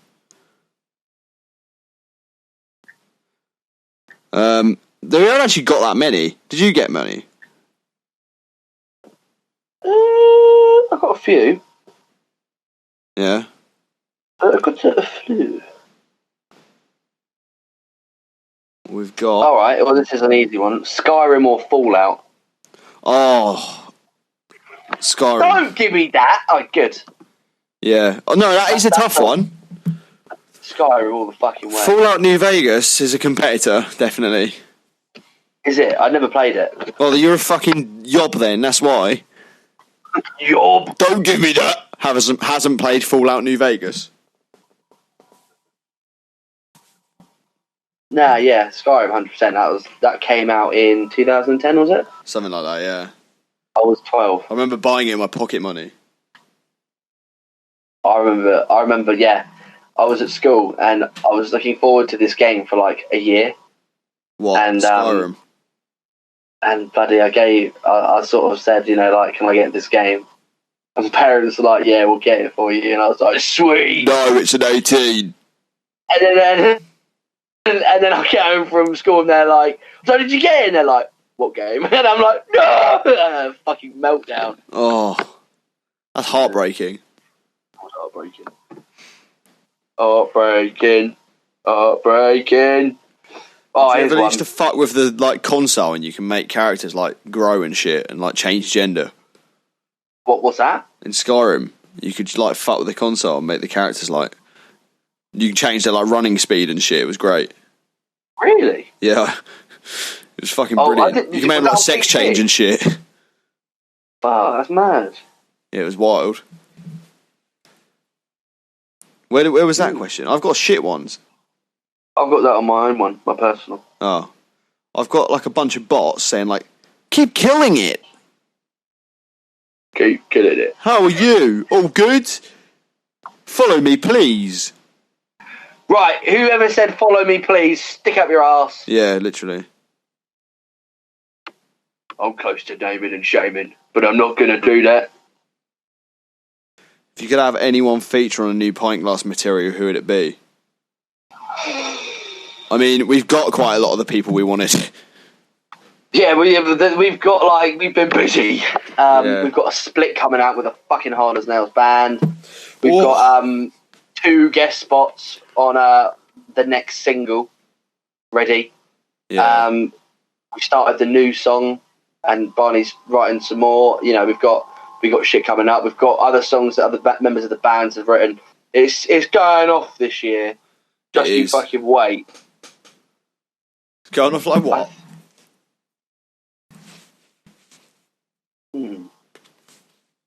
Here's one. In the last episode, you mentioned vocal tone falling into place in Barney's case. What do you mean by that, and how do you find your vocal tone? I mean, earlier on when we were talking with Jamie, we were speaking about vocal tones and not pushing. And, you get the technique down. So you get your technique down. And then, there's not really much of a tone. It might sound a bit shit. It might sound good, but it's not what you want. The more you develop the technique into sort of sinking in and falling into place, when the technique's there, then you can develop your tone, and then the tone will fall into place. So it's sort of, you build up, and then it all just sort of goes down into falling into place, and then you can go from there with it. For me, it was like, what I meant was, I learned to scream, and I learned what sounded good when I screamed, because there's 2 different things. Like screaming, you learn your technique. You can still be screaming, but you can still sound just naff and boring. I think some people are really shit, and they shouldn't scream. That as well. I think some people are just really shit. Yeah. Me and Ben are just holding back right now. This is well difficult. I'm fucking going to the next question. It's so difficult not to just take the piss out of people. Right. If the blip. I've got a good one. Go ahead. Chamber of Malice or Malign? Malign, whatever they're called. Chamber of Malice. Yeah. What sort of fucking question is that? Chamber of Malice, definitely. Yeah, 100%. Oh, this one's fucking. This is gonna just start drama. This one. Oh God, what is it? Who's the hardest band in Manchester? Wrong answers only. Fuck's sake. I don't really give a fuck about any bands in Manchester, I'm not gonna lie, so I'm gonna dip. Wrong answers only. What do you mean? Bound in Fear. Oh. Replacer. Yeah. Pint Glass. Particular. Slayer. Oh. Fab Food. Huh? Fab Food. Fab Food. FAD space FOOD. Right. Fab Food. Me and Barney can Good do a whole boy. podcast on this. Very good boy. We could do a whole podcast on food. Yeah, we could. Fab, what was it just Fab Food? Yeah, what do you think? I spelled it out to you. I don't know if you meant, I don't know. Fab No, that was a question. Or you were talking about something you've eaten. What is your favourite food? Oh, I got asked this. Holly asked me this the other day. Pizza or curry, because I'm basic. Yeah, well, geezers are basic. We only like a few things in life. If I'm going to pig out, it'll be a pizza or an Indian takeaway. Because I'm basic. Your connection's fucking tosh. Is it? Mate. Yeah, a bit. It's just breaking up for me a bit. Good thing I'm hosting it then. Yeah. You sound fine for me. Is mine alright? Yeah, you sound fine. Oh, that's fucking quality then, isn't it? Alright. It's alright. Are you ready for the... Well, I'm going to give you a fucking rundown from 5 of my top favourite foods, because I'm a fucking man. You're more in depth than me. This is what my tummy sounds like. It sounds like a spring. Right, number 1. Steak and ale pie and mash. Right. With carrots, asparagus, and sweet potato. That's pretty... Okay. That's quite specific. 2. Sweet potato fries. Ribeye steak with peppercorn sauce. Oh, I do like a steak. 3. Another pie. Leek. I was going to say... Leek and Free ham pie with gravy. Leek pie. Leek and ham pie. I'd say I've got to be a burger. Any burger off the Spoons menu. I was debating on saying that as well, but any burger on Spoon. I'm eating everything off a Spoons menu 5 times over. I swear. Every time we go to Spoons, you're like, "Oh, Barney, shall I do the 10k calorie challenge?" Whenever we go to Spoons, I just get 10 wings, 10 chicken bites, another 10 wings. Fucking hell. I've got many photos of you just like christening burgers. Oh, I just love burgers, bruv. I was debating on saying burgers, but I never really get a burger unless it's on the menu. Barney counts every calorie that goes into his fucking mouth, okay? So when he has a burger, it's got to be the best burger you could ever give. Yeah, it's got to be fucking worth it. It's got to be the burger of all burgers. I'll tell you what, though. I'll tell you what broke him. So we went out to Wagamama's. Oh, no. Was it at the beginning of this year? Me and you went on a little date. We went on a little date. So we got a Wagamama's. Oh, is it the shake? It's the shake. And then we went to Creams, and I was like, "You're going to get it?" He was like, no, it's not my macros. No, shreds. Yeah, and I get this large Snickers milkshake, right? Was that what it was? Snickers? Milkshake. Yeah, Snickers. And I had a sip, and I didn't say anything. Barney was like, "What's wrong?" And I was like, "Oh my God." And he was like, "What? Is it good?" And I was like, "Have some." And he was like, "I can't really." And I was like, "Barney, fucking have some." And he had some, and he just went, paused and went, "Give me some more." God. And you were literally just like, "Oh my God." And then you were like, "Can I have some more?" Yeah. You were like, and then we were walking, having a really serious chat, and you were like, "Can I have a bit more?"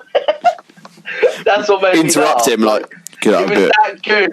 You wanted more. It was good. What? The shake. It was good. What? No, you broke up. I was like, "What is it?" Oh, did I? Yeah. Someone's probably fucking downloading shit. Very good. Someone's what's your favourite? Oh, I'm gonna ask. All right. Ask me a question. Let's not ask. Let's hold. We interview each other. Yeah. All right. It's difficult because we're fucking best mates. What does your tattoo mean? No. All right. Oh, this is difficult.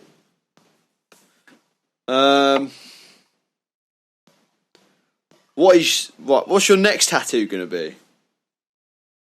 Oh, it's gonna be a pit bull on my arm, isn't it? Go into detail. Go on. Oh, I was gonna get a Doberman. A Doberman. I wanted to get a pit bull in like a crest with like boxing gloves under it. The most beat down thing ever. Just fucking from fucking England, aren't I? Britannia! Gonna get, instead of eyebrows, we're gonna get British flags. Fucking hell. It's gonna have the British flag on its fur. Oh, here we go. Favourite dessert? That's Snickers ice cream. I'm not gonna lie, that fucking blew my mind. The what ice cream? That Snickers one. Oh, right, the milkshake. Yeah, the milkshake ice cream thing. Oh, it was good. Bonkers. What do you like? What's your go-to though? Because you can't like. You've only had that once. Oh, mate, that's a hard one. I've never been much of a pudding bloke. I don't have it. It's like choosing my all-time favourite bands. It's not doable because it changes. I'd rather have seconds and thirds and fourths than have a fucking pudding. Yeah, if you give me fuck pudding, just have 6 meals. Yeah. I think a nice rhubarb crumble. Yeah, to be honest, no, I agree. Like, you want to be so stuffed from the main that you can't have a pudding. Yeah. Black pudding. What's that, mate? You broke up. Black pudding. Black pudding. That's the only pudding I need. It's the only pudding I need in a Stella. Tips on how to get those proper lows. Be Ben. Become fat as fuck. Be a fucking unit. Pick up a tree and take it home for fun. Walk your pet 70 kg log. Yeah. Worst pit injury you've ever seen from the man Mitch. Oh, we answered this in the last one. I know, but no, it was like, what's the craziest shit you've ever seen happen? But worst pit injury. Oh, I think. I've seen like the aftermath of them where I'm not really sure what's happened. I've just seen him like carried out on a stretcher and shit. Yeah. I remember when I saw Brothers Till We Die. It's like they played their last song and like 3 people got like carried out unconscious. It was insane. I don't know what happened. Shit me. You love that band. They're good. They're very good. Their album that dropped last year was nearly my album of the year. Really? Yeah. It was what very was your good. album of the year? I don't know. I don't even know what it was last year. Mine was. I don't remember what came out. Do you know? No. I'm terrible with it. I've started writing them down so I can remember. It's quite sad. Really? Yeah. I think for me, my album of the year was "No One Goes to Heaven" by Left Behind. Oh no, you can't. That's a shout. That's in my top 3. Let me have a look what came out last year because I need to refresh my mind. Bound of Fears album. That was definitely up there. If your own album isn't like one of your favourite albums, then I think you're doing it wrong. Yeah, true. And there's no shame in me saying that. If your music isn't your favourite music, then you're doing it wrong. What's the point? Why are you playing stuff you don't like? Oh, I can't think. Hang on. This is going to sound really naff. Mm-hmm. The new Crystal Lake album was up there. Oh, bro, that breakdown. I love that band. That had riffs in it, mate. I don't know. There's something about them. I just like. I grew up listening to metalcore already. Well, I didn't grow up. When I got into metal, I started listening to metalcore and shit. And, I just want to do a quick shout out to a band called Shame Spiral. Oh yeah, they're sick. American band, aren't they? Yeah, they said they're like Lamb of God goes beat down. Yeah, they literally. The vocalist is very Lamb of God. Isn't he? Bro, he sounds like he's like a ball and chain. I don't know how he does it. It's fucking Lamb of God. I think I've got the new Stray from the Path album was definitely a. Oh yeah. I tell you what, Blood for Betrayal. Oh yeah. That was one. Blood for Betrayal. What was the album called? Was it Reside? It might have been Retired. Let me double check. No, Reside. No, that was Old Wolf. Was it? Yeah, that was their EP. It was Restrained. Yeah, there we go. Yeah, that album was sick. Oh, a hard album. There was a lot of albums last year that were good. I want to say Varials, but I preferred their album before, and the vocalist sounds like he's done his fucking throat in. Yeah, he sounded like his voice was about to give. I was pretty chuffed when he left the band. People were tagging me to fill in. Really? Yeah. I want to say Kublai Khan as well, but I preferred Nomad. Oh mate, I tell you what, one of my other albums of the year was Starve by Blood Youth. Oh yeah, I never really got into them. They're sick. I didn't shut up about them. I know. I remember you went on for like months. Yeah, man. Employed to Serve's new album was up there as well. Eternal Forward Motion. Yeah, and Social Hazard by Lotus. Oh yeah, that was good. It was more of an EP, wasn't it? Still. Yeah, well, yeah. Yeah. In actual fact. A lot of good albums came out. I feel like this year, though, it's been obscene for albums. There's been like a sick album every month. Bro, the metal scene is so like fucking packed with bands now. It's like it's hard to keep up to date with it all. Oh, yeah. For me, this year it's Viscera's new album, Obsidian, and Horn's new album, Imminence. Yeah, that's me. That's for me. That's my favourite. That's my album of the year. The new Horn. That and Code Orange's new album is like, it sounds. They are just like one of my favourite bands.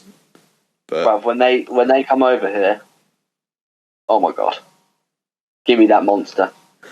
Give Ben the blue monster. If you give me, this is a little known fact.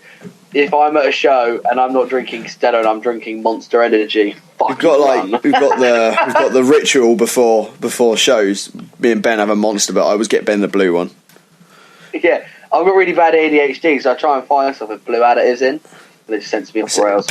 Monster doesn't even have any blue shit in it. It's just the colour of the can. No, it is. The liquid's blue. It's not. It's like yellow. Are you joking me, bro? Mate, show me some. I'll send you a photo right now. Go crack a monster on the podcast. Lose your fucking rag on the podcast. Right. I typed in Blue Monsieur. Blue Monsieur. Oh, fuck. They're going for £12. What? Who's trying to stockpile monsters? Jesus Christ! That's not normal. Tell me if you can hear this. Oh no, it was silent, don't worry. What was it? Are you farting? I didn't fart. I'll compress the fuck out of it so we can hear it. Oh my god, I got it. Here we go. Did you say I was wrong? Have you sent it to me? That is what it looks like. And I know because I drink it. It does not look like that. It does look like that. I swear that doesn't. I've never seen it like that. 1v1 me on Rust. Oh, fuck. You'll win because you're a sweat. Yeah, you know. Oh, shit. I've dropped my phone. 1v1 you on Rust while you're drinking that. No, thank you. You throw a controller and it will disintegrate. Controller will come out the fucking screen and hit me. I got a good question. Mm-hmm. Best live set you've ever seen? Shit. I don't think I can choose that. I genuinely don't think that I can answer that. I'm not gonna lie. Band of Sacrifice at Underworld was fucking... It was flawless. I can name like 3 or 4 maybe. I can't. Yeah, I can't narrow it down to 1. Yeah. Let's do 3. Okay. I think this is. I've arse-licked this band a lot. Harlequin, when they played Guildford, was pretty like. There was a lot of moments in that set where I was like, "Oh my fucking lord!" and like my jaw dropped. And I was like, "This is obscene." I've never moshed so long. I think when I saw Easy Money when they came to the UK, that was pretty obscene. I don't know. There's too many. This is the problem. I think for me, my number 1. I think this was years and years and years ago when Bring Me the Horizon played Wembley Arena. I was there, mate. I was there. Yeah, and they played Pray for Plagues, and it was like the biggest wall of death I've ever seen in my life. Yeah, because they hadn't played it in like fucking 5 years. And mate, I think that for me was my top one. I think the second one was when me and Rosa went to see Korn. Oh, I've seen them. I saw them at fucking Reading Festival. Yeah, a little sesh head. I think Korn, and then I think the third will be Black Tongue. Oh yeah, they were good. And then I'm going to go 5. 4th, Brand of Sacrifice at Underworld, and 5th. Oh, what would be 5th? For me, like, I'm not putting them in order because they're all so good. The ones I've seen. Yeah, they're all so good. But there's one more. I'm thinking of one and I can't get it out of my head. I think when I saw... I think every MTX session I've seen. They're solid. Yeah, that band fucking... Hatebreed was up there. When I saw Hatebreed, you fucking got kicked out. Oh yeah, me and Jamie went and we went on to get food, yeah. You didn't get let back Discarnate though, bruv. Discarnate, yeah. Wow. Fucking riffs. Broken Teeth was sick as well. Yeah, riffs. I want to say No Zodiac when I saw them. Oh, bro, they are hard. Yeah, they're pretty intimidating. They're genuinely intimidating. If Intimidating had a sound, it's that band. When they come on stage to Dark Souls music, it's like, shut the fuck up. I remember he didn't say anything. He just started the song, and then the first like mosh bit broke out. It's just like, stop the fuck up, buzzards! It was well scary. Stop the fuck up, buzzards! He just said that. He didn't say anything else, and then it just like the riff played out, and I genuinely like shat myself. The way you said it is literally how Rolo says it. It was spot on. Do it again. I don't even know how I did it. Oh, stop the fuck up, buzzards! Mate, kill me. I'm going to start doing that in pint glass songs now. Yeah, when they played in London, mate, I was like, just stupid hard. Yeah, they're fucking... and they're really tight. They a fill-in... Oh, mate, their tone is insane. Oh, mate, innit? I remember when they played, because their set list was cool, they played Black Mass last, their newest one. Is that what it's called? Yeah. Yeah. And they fucked Andrew up the riff. Hilliam. They fucked up the riff at the end because they got so excited. Really? Like the really scary riff at the end, they fucked it up. Yeah, they just played it really messy. I wouldn't mind that. I got it was in Rebellion in Manchester, which is oh my God, what lovely. Yeah, I got like impaled by a fucking pole. Like I got pushed into this pole that was sticking out. It was horrible. Oh, and it has like the little glass. On the stairs, yeah. Oh, they hurt, bro. Oh, there's so many. I've got me thinking now. There's so many fucking live sets I want to say. You went pretty hard when we played in Guildford. That was made me laugh. What? When we played in Guildford, yeah. And then you were like moshing our whole set. That made me laugh. Oh, when Biff played. Yeah. Oh, that's probably the hardest I've ever moshed. Yeah, mate. Me and Ben just mosh like unreasonably hard for ech other's bands because we're obviously got our own bands. I'm in Replacer, he's in Bound in Fear. Whenever we play, we mosh harder than anyone in the audience.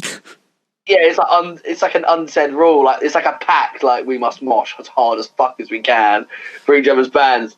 And it's just like that's the face of Barney of him like doing the face, and he's like about to jump on someone. There's a photo. Yeah, there's a photo of me literally about to pounce on someone. I think remember when Replacer played and my vest was too small? Yeah, I ripped it off and tied it around my head. You look like fucking Karate Kid. Yeah, that was a good one.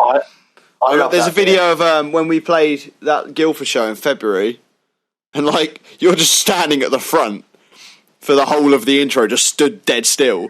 And as soon as it drops that second time and slows down, you just take off. It's fucking hilarious. Yeah. The propeller, the huge. You just take off, like you just disappear out of the camera and then appear next to the camera. Good times. Yeah, that was a good show. I fucking miss shows so much. How long have we been running? We've been going like an hour and 20. Not too much. Really? Not bad. Very nice. Very, very nice. I remember the first time I saw Biff and I was scared. I've never told you this. First time I saw Biff, I almost had a panic attack. Why? I don't know why. Well, actually, no. When was it? It was a Guildford show. It was a Halloween show, I think. Oh yeah. I was so like I fucking listened to the band loads, and I didn't really know you that well then, and I was like, fuck, yeah. People are gonna mosh really hard to this set. I'm a pussy, and it was like 2017, and then like I was like, fuck, this is. It was like the tension, fear of the unknown. I didn't know what was going to fucking happen. Am I going to leave alive? Am I going to die? Oh yeah, someone got knocked out really bad. Didn't you say the first Biff show, like 3 people got knocked out in like 5 minutes? Oh mate, it was ridiculous. Mate, like literally, people just like put on their art. It was mad. Yeah. It was fucking bonkers, mate. Oh. Like it was Farnham as well. Fucking Farnham. Farnham, right, is a little town outside of Guildford. Yeah. But mate, people go in, and it's so fucking weird because the first show I ever played, 2015, with Black Tongue and a Crania. No, it was Black Tongue was a few weeks before. This is a Crania at this place called the Liberal Club, and it was like a 50 cap venue. Yeah. Mate, a brawl happened. Fight happened outside. The police got called. The venue got shut down. No more shows there.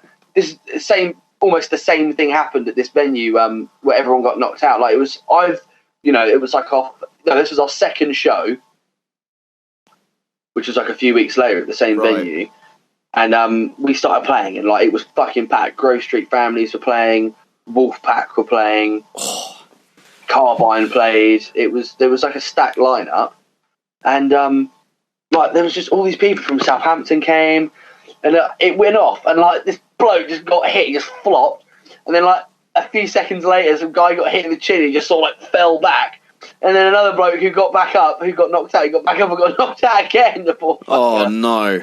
And I was there just like, what the fuck do I do? Like I had no idea what to do.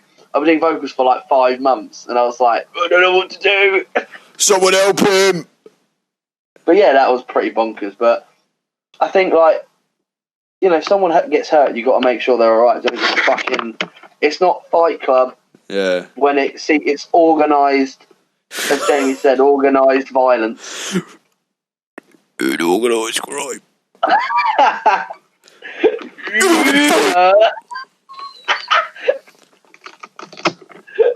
Did you hear that?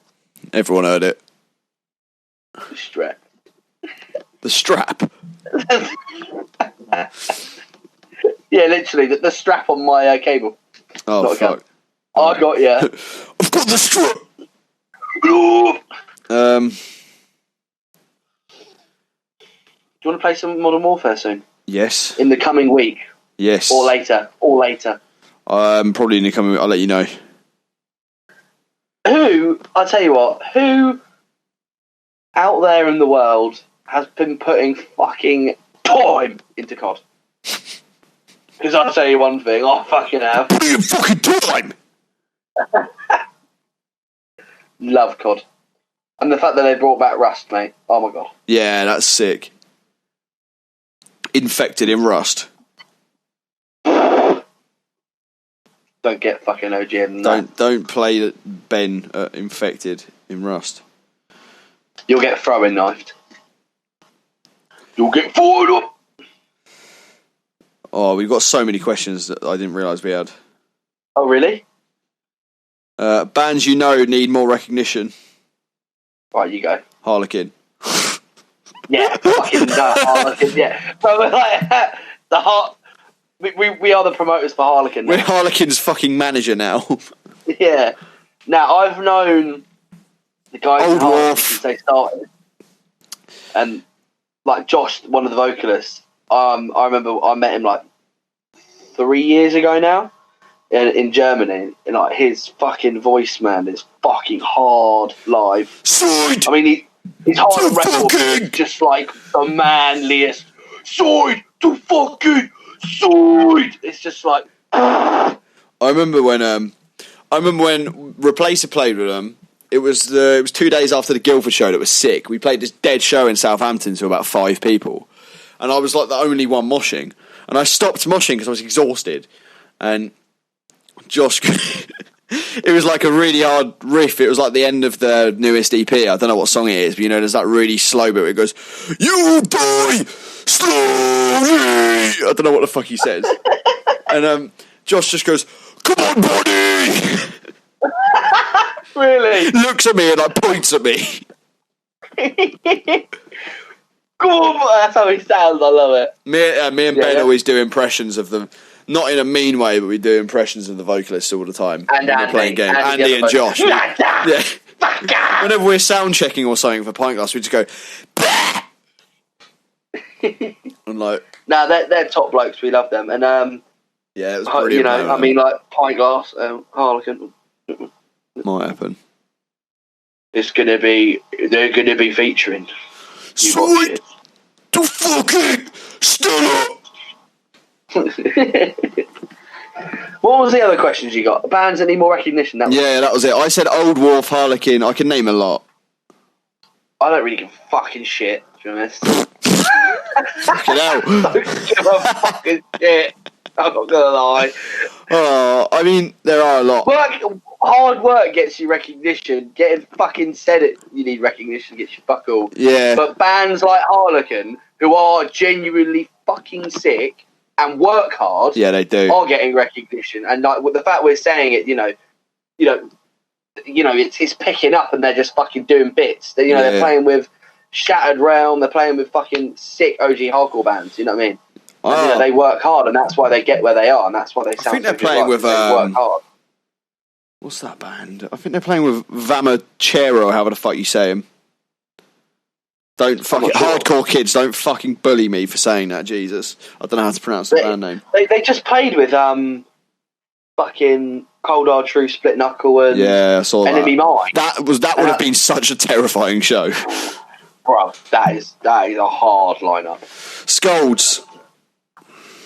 Yeah. Scolds deserve more recognition.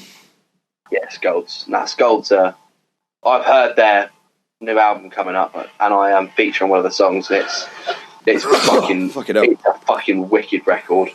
Yeah. All the boys did it. They worked on it. They worked on it for a long time. Yeah, they've been working on that for years. No, for about a year and a bit, I think. Yeah, something like that. But like, honestly, it's the production that Adam did is spot on. If you've heard Adam's production, you wait till you hear this shit. Fuck me. And his and just the riffs are spot on, and it's just hard as fuck. Yeah. Jordan is like one of my favourite drummers in the UK, and he's also one of my best mates, luckily, which is fucking, great to have such talented musicians as you give mates. Love you, G. But yeah, it's just all of them together, and the bassist in Bound with Fear, Miles, is in Scolds as well, and it's just fucking wicked. Yeah. When I go on a tangent, I go on a fucking tangent. Yeah, we know. Oh fucking hell, Ben, shut your gob. No, I love it. Oh, I love it. I fucking love it. Broadmoor. I've only just discovered them, but they deserve a lot more. Mate, yeah, they're sick. There's so many. There's a lot of bands out there that work their arse off, and just don't know. There's a lot.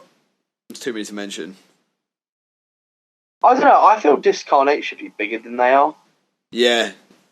Like, like on a level. I feel like they are growing, but they do deserve more. They're fucking so tight. Like mate, that band is next. Like next. Yeah. Like I'm not lying. They are hard as fuck. It's like their setup as well. It's like literally like two guitarists and a drummer, isn't it? It's a guitarist, bassist, and a drummer. Yeah. Three dads from Horsham. Aren't they all? Right. Aren't they all the vocalist as well? No, the guitarist and bassist do vocals. Yeah. But mate, they're just fucking well good. Yeah. I mean, like I don't know. I feel like they should be like massive, like huge. That's just how I feel. They were sick when we saw them at. Underworld. I came in. I was like a bit late. Fucking... And I came in just as the Promethean started. Yeah. Oh my god. Yeah, that was sick. There were some seriously hard moments in that set. Oh mate. Fight. I was like, where's the pit? Right. I'm touching the pit right now. I need to mention this. Viscera. Oh yeah, Viscera. Absolute boys. The only good band in Guildford. Yeah. Sorry, man. Yeah, the only band that. Yeah. Apart from your band. Fuck. Nah. Viscera, mate. Viscera. Oh, and also, they're like, I fucking love them all to bits as well. Trying to compose ourselves. Trying to compose ourselves, but like. Oh my gosh. Yeah, it's really annoying when they're playing before you. If any of you remember the band Solemn Promise. Yeah, they're like the new Solemn Promise. They sound like Solemn Promise. They're one of my favourite bands. Bruh. Both Viscera and Solemn Promise. Yeah. That was the first beatdown show I ever went to. Yeah, I remember you saying it was like the first time you moshed or something. It was the first time I moshed, and it was an 18 plus, like everyone had been kicked out, but like my mate put it on and he gave me like an old enough thing. Oh yeah, and I was there, and I had no idea what was going on, and I just saw my mate Jacob, who's like 6'3", went to the gym covered in tattoos, like foot plant the wall, jump off and punch someone. I was like, what the fuck? I immediately Assassin's Creed shit. I went up and I was like, what's going on? Are you alright? And he was like, fucking beat down. I was like, oh my god. I love that. Are you alright? Fucking beat down. I fucking went off. I was like, that's it. And I looked like someone said I looked like a ballerina not knowing how to dance. Oh, mate. I used to mosh fucking shit. It's like Mortal Kombat. You've got like a set of moves. Yeah, you've got your combo. You remember. Remember, it's not about going hard. It's about going fast. Yeah, it's about going fast and having having a goal. I don't know. You can't go half-assed, otherwise you'll get fucked up. You got to fucking just do it. Yeah, I don't know how to say it. You've got to have a drive with it. If you don't clap 10 times before you mosh, then you're not gassed. Yeah, that's another thing. You've got to be fucking gassed. You've got to clap. The clap is everything. That's like my thing. If I clap, you're like, oh no. Yeah. I've seen your face before. You look at me, you're like, for fuck's sake. I just start laughing. Everyone starts shitting themselves, but I know you, and I know you. Whenever me and Ben pit, we just avoid each other. So I know he's not going to hit me, but everyone else shits himself, and I just start pissing myself. I had a good one. I just spotted a good question. I've lost it now. Favorite genre outside of hardcore or beatdown or metal, I guess. Deathcore. Fuck off. Outside of metal. I don't really know what to call it. I just music. Music. What's your favourite genre outside of metal? Music. I think I really like that. I didn't go to school. Really like that Joji. I quite like his new song. Oh, the old the sad boy emo SoundCloud rapper scene. No, not the rap. I hate the rap. There's fucking shit. Do one. Right.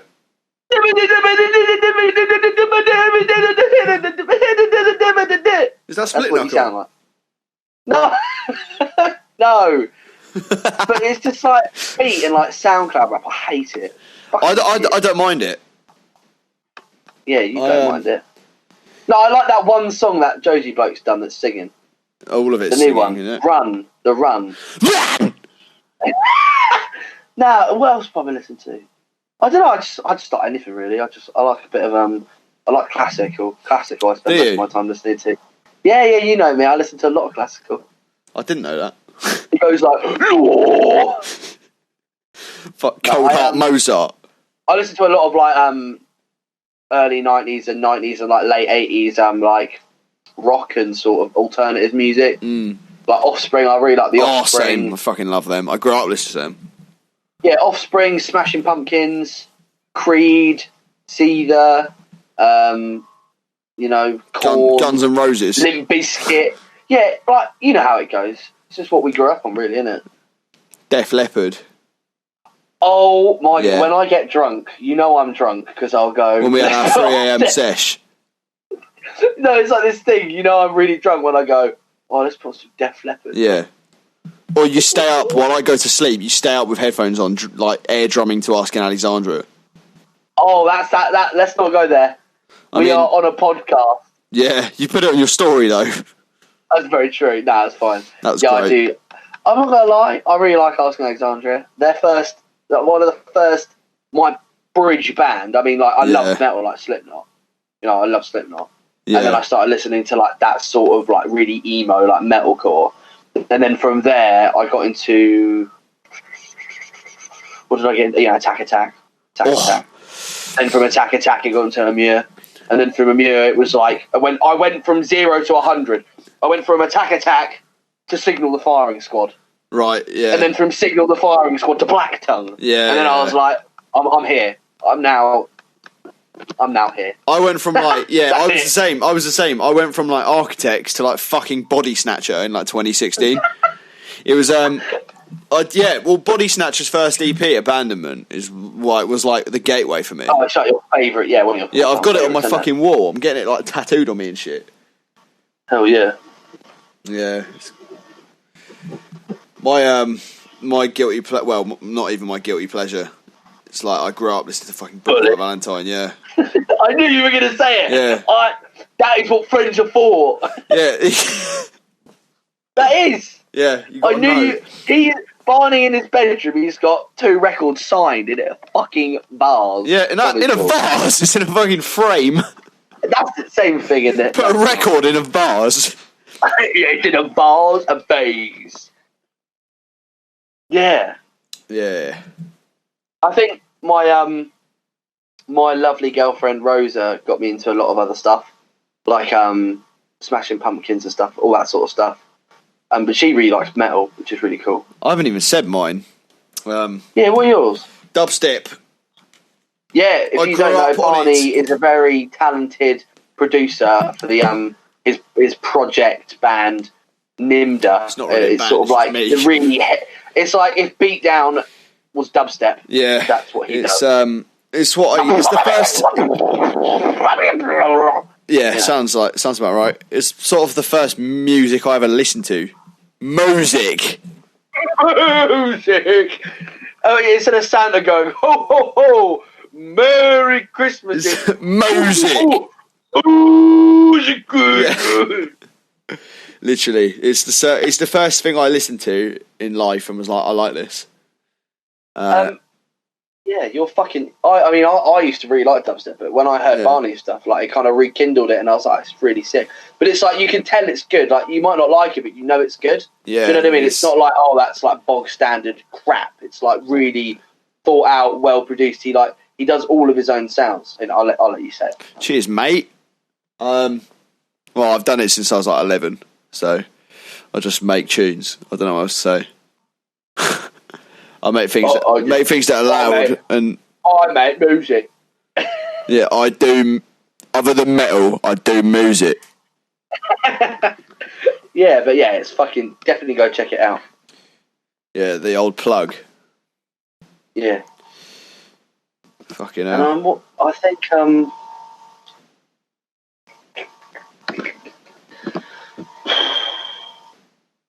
was just thinking about benching right now. Sorry, I just got really just thinking about Stella. I'm just having to do loads of press ups, and it's just not cutting anymore. Yeah, I did an interesting one today. I did a hack squat against a wall. So Put a foam roller behind your back, so you roll up and down the wall and hold like dumbbells. It's like a hack squat or a leg press, but on the wall. It's actually fucked me. It was great. I don't have a foam roller, so. Or just do it on the wall without it then. Just slide up and down it and make it even harder. Fucking do it anyway. Yeah, you fucking puss. Do some music. Yeah, someone's put, how many can you drink? So I could do 18, alright. Vocalist of Colombian Necktie. Big up Colombian Necktie. Is it the vocalist of Colombian Necktie who put that? Oh, him, yeah. My G. Yeah, you can drink fucking 18. What? How many can Ben 10? How many fucking air molecules are there in the world? Barney knows. That is your answer. I'm not proud of it, but I can drink quite a lot. Yeah, whenever Ben has more than... Yeah, when Ben has when he transforms into the were-Ben after a few drinks, you've got to put him in a lead. The were-Mason.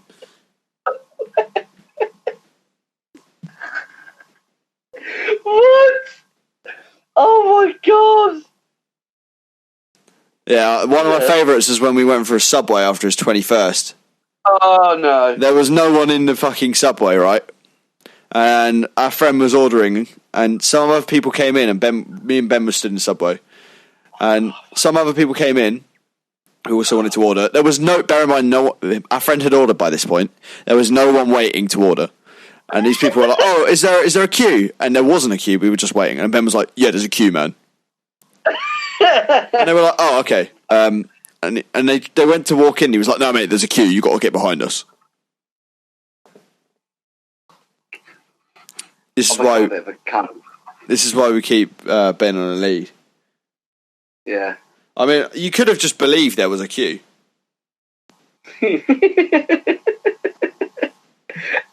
Oh, it was when I went up to that bloke. Rosa told me the next day. Apparently there was this bloke, and he was like, he really annoyed me or something. I went up to him and was like, see you, soft cunt. Or something like that. I didn't know about that. That's hilarious. Rosa was like, then he's walk away. I was like, no, see you. I was like, soft cunt. That's I've become such a dick. Oh my god. Good times. That's why I never get that drunk anymore. Don't ever say that. Don't ever say that, because it always flips. Yeah, I've got I'm a black and white person, and I'm also a very, very, very moody person. When he wants to be. Yeah, if I'm bad, I'll get what Marty said, the werewolf, the were-Mason. He'll rage your gaff. It fucking goes two ways. Fuck. I remember when I was like, I don't like you to someone. I remember when someone was like, oh my god, you're in a band, can you scream? And that is annoying anyway when people do that. But mate, you were drunk and you were like, you said something like, I don't know, mate, can you fuck off?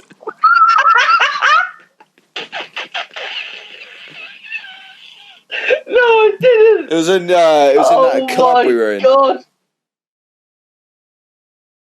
Yeah, it was I said, no, can you fuck off? Yeah. And then you screamed anyway. You still showed him. Oh, I think I probably felt a bit bad. Oh man, it was like midnight on your 21st, so it was all right. Oh shit! I had drank about 24 beers. Do you remember on my 18th when the incident with Link happened? Oh, you knocked his you were fucked. You knocked his drink out of his hand, and he was like, "What the fuck, man?" You were like, "Well, you should have had a fucking stronger grip, mate." Listen, mate. He was like, you guys were like arguing in my house, and then he was like, look, should we just go outside and talk about this? Like, he was like, he genuinely meant it like we're being loud. Should we go outside? And you were like, if you want to fucking go outside, let's fucking go outside then, mate. Fuck. I'm the bigger man. I felt bad after that night. You started on Louis in your sleep. Yeah, you publicly apologised on your Instagram story the next day, didn't you? Yeah. I did a bit worse than that. I don't remember. Oh yeah. But, I think I do. Yeah. Let's move on. Fucking hell. Well, we've been going for an hour and 50. Have we really? Yeah. We chat bollocks for fun.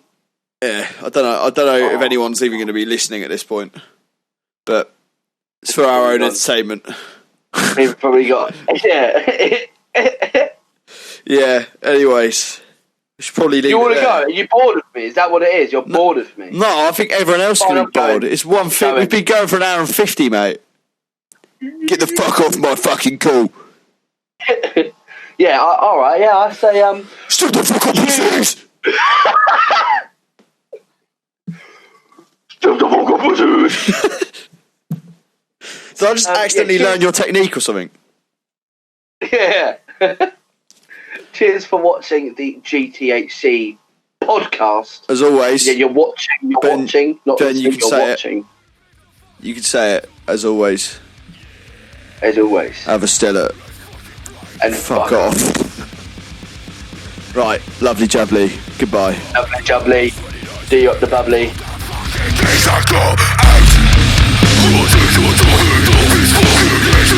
Wake up and let your head off.